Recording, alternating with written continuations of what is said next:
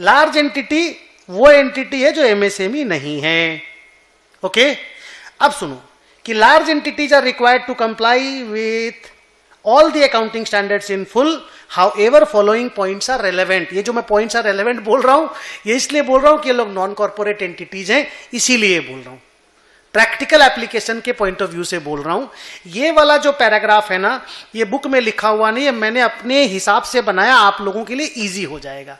आप तो इतना भी लिख के आओगे तो चलेगा कि large entities are required to fulfil, are required to apply all the accounting standards from 1 to 29। Okay, लेकिन अमलगमेशन अकाउंटिंग मेजॉरिटी में कॉर्पोरेट एंटिटीज में होता है, नॉन कॉर्पोरेट में इस तरह के ट्रांजैक्शन ही नहीं होते। तो लार्ज एंटिटी होकर के भी आपको अप्लाई करने नहीं पड़ेगा। एज 21, 23, 27 जो कंसोलिडेशन का रिक्वायरमेंट है, नॉन कॉर्पोरेट एंटिटीज को कंसोलिडेशन करना ही नहीं पड़ता तो आप लार्ज होकर के भी आपको कंसोलिडेशन नहीं करना पड़ेगा। एज 25 जो इंटरिम फाइनेंशियल रिपोर्टिंग है, वो तो ऐसे भी किसी के ऊपर भी एप्लीकेबल नहीं है, वो तो एक तो अजीब सा एज है, आपको पढ़ाई थे, वो तो अजीब सा एज है, वो किसी के ऊपर ही एप्लीकेबल नहीं है। और as 20 EPS earning per share, उसके लिए शेयर कैपिटल होना जरूरी है, तो ईपीएस नॉन कॉर्पोरेट एंटिटी बनाएगा कैसे?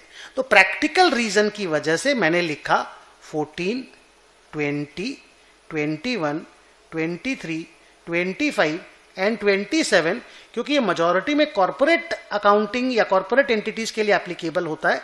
तो नॉन कॉर्पोरेट एंटिटी अगर लार्ज भी है, मान लो एक पार्टनरशिप फर्म है, उसका टर्नओवर 250 करोड़ से ऊपर है, 500 करोड़ का टर्नओवर है, वो कहां से ईपीएस निकालेगा? अर्निंग पर पार्टनर थोड़ी शो करना है, ईपीएस है, वो क्या कंसोलिडेटेड बैलेंस शीट बनाएगा? इंटरिम फाइनेंशियल रिपोर्टिंग उसको वैसे भी नहीं करना, और अमलगमेशन वगैरह के तो ट्रांजैक्शन उनमें होते ही नहीं है। अमलगमेशन में आपने देखा होगा कंपनी के हिसाब से आप लोगों को पढ़ाया गया है। So basically non large entities को सारे एएस फॉलो करने हैं, ये लिख के आना है आपको एग्जाम में। बट ध्यान ये रखना है कि प्रैक्टिकलिटी की वजह से 14, 20, 21, 23, 25 और 27 लार्ज एंटिटी होकर के भी इनके ऊपर एप्लीकेबल नहीं हो पाएगा, because they are specific to companies.